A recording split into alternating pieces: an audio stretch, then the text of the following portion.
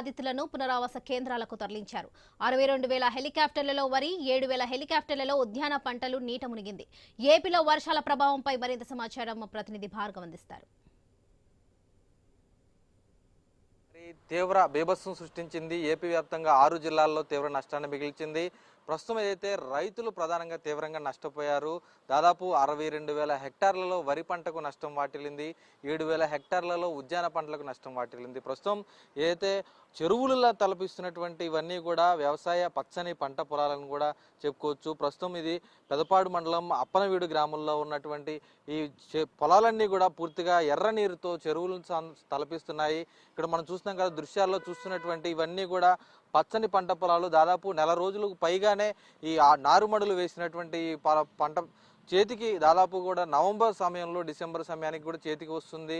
మొదట్లో సీజన్ ఆరంభంలో నారుమడులు వేసిన సందర్భంలో కూడా భారీ వర్షాలు రాగా ఆ తర్వాత కోలుకున్నటువంటి రైతులు ఈసారి మాత్రం పూర్తిగా కోలుకోలోని దెబ్బ తీసిందని కూడా చెప్పుకోవచ్చు. రాష్ట్ర వ్యాప్తంగా ఇటువంటి పరిస్థితి అనేక జిల్లాల్లో కూడా ఈరోజు వరదల నేపథ్యంలో కూడా వచ్చింది. దాదాపు రాష్ట్రంలో ఉన్నటువంటి 13,222 మందిని ముంపు బాధితులను కూడా కాలనీల నుంచి పునరావాస కేంద్రాలకు తరలించారంటే ఆ దృశ్యాలు కూడా మనం చూసుకోవచ్చు. ఇక్కడ చూస్తున్నటువంటి జగనన్న కాలనీ ఇక్కడ నిర్మించారు. అందులో పేదలు నిరుపేదలు అందరూ కూడా ఇక్కడికి వచ్చి ఇళ్లలో ఉన్నారు.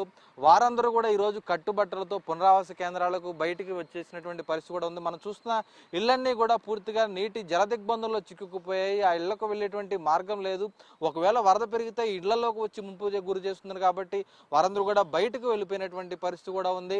పునరావాస కేంద్రాలు కొంతమంది వెళ్తే బంధువుల ఇళ్లకు ఎగువ ప్రాంతాలకు మరికొంతమంది కూడా కట్టుబట్టలతో వెళ్ళిపోయినటువంటి పరిస్థితి ఉంది. ఏపీ వ్యాప్తంగా మొత్తం 294 గ్రామాల్లో కూడా ఇటువంటి ముంపు పరిస్థితే గ్రామాల్లో కనిపించిందని కూడా చెప్పుకోవచ్చు. దాదాపు 100 పునరావాస కేంద్రాలను ఏర్పాటు చేసి భోజన సౌకర్యాలను కూడా కల్పించామంటూ కూడా అధికార యంత్రాంగం చెప్తుంది. మరి అసలు వాస్తవంగా అటు ఏర్లన్నీ కూడా పొంగినటువంటి ఈ పరిస్థితుల్లో అటు రామిలేరుకు సంబంధించి ముంపు ఈ విధంగా ఉంటే బుడమేరుకు సంబంధించి విజయవాడలో సృష్టించినటువంటి అతలాకుతలమైనటువంటి పరిస్థితి దాదాపు 50 ఏళ్లలో ఎప్పుడు చూడలేదని సాక్షాత్తు ముఖ్యమంత్రి చంద్రబాబు నాయుడే స్పష్టం చేశారు. ఈ తరుణంలో విజయవాడలో ఇంత ముంపు గురి కావడానికి గల కారణాలు ఏంటి అనేది కూడా ఈరోజు అందరూ కూడా వెతికి చూసినటువంటి పరిస్థితి కూడా ఉంది. ఎందుకంటే ఏరులన్నీ కూడా పొంగి ఊర్లపై విరుచుకుపడిన నేపథ్యంలో ఆ ముంపు రావడానికి కారణాలు ఏంటనే పరిశోధనలు ఖచ్చితంగా ప్రతి ఒక్కరూ చేసి భవిష్యత్తులో వాటి నివారణకు సంబంధించి కూడా చర్యలు తీసుకోవాల్సినటువంటి అవసరం కూడా ఉంది. ఈ గ్రామానికి చెందినటువంటి ఇక్కడ స్థానికులు కూడా ఉన్నారు, వారిని కూడా అడుగుదాం.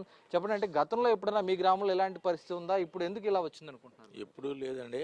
మరి ఈ చెరువులు తెగిపోయి 2 రోజుల నుంచి చాలా ఇబ్బంది పడిపోతున్నామండి. 2 రోజుల నుంచి మంచినీళ్ళు కూడా దొరకట్లేదు. పాలకే ఇబ్బంది, స్కూల్ పిల్లలకే ఇబ్బంది. వరి పొలాలు అయితే నాశనం అయిపోయినాయండి. నోటి దగ్గరికి వచ్చినాయి, పోయినాయండి. ఊళ్ళో జగనన్న కాలనీలో ఇళ్ళన్నీ మునిగిపోయినాయి, జనాలు అందరూ లేరు. కానీ పునరావాస కేంద్రానికి వెళ్తే అక్కడ కూడా ఎవరు లేరు. అందరూ ఎక్కడికి వెళ్ళారు అనుకోవచ్చు?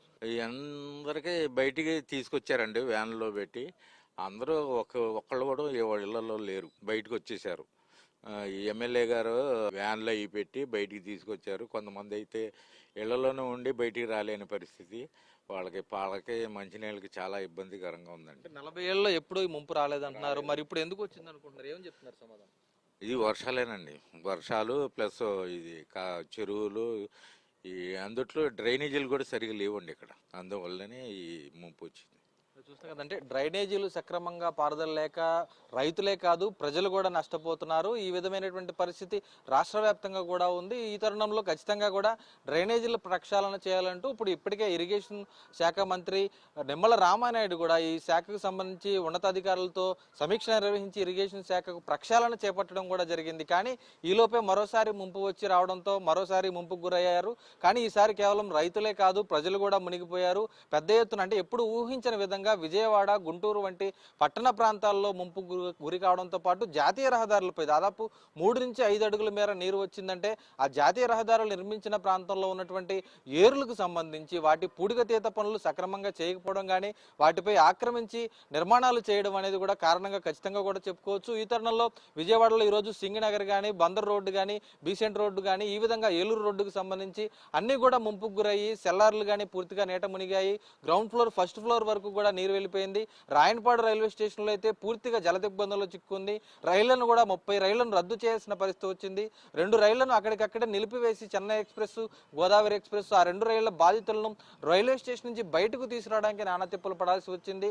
వారందరినీ సురక్షిత ప్రాంతాలకు రోడ్డు మార్గంలో తరలించేందుకు గానీ ప్రత్యామ్నాయ మార్గాలను కూడా సూచిస్తున్నటువంటి పరిస్థితి రైల్వే శాఖలో కనబడింది. ఈ విధంగా ఒక రైల్వే శాఖే కాదు, అన్ని శాఖల్లో కూడా తీవ్ర నష్టం మిగిల్చింది.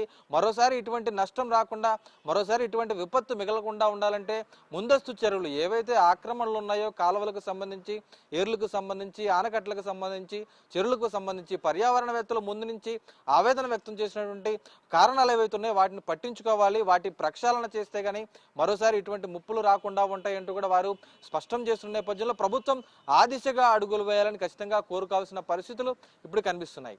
ఇది ఇక్కడ తాజా పరిస్థితి. కెమెరా పర్సన్ మధుతో భార్గవ్, ఐ న్యూస్, ఏలూరు జిల్లా నుంచి.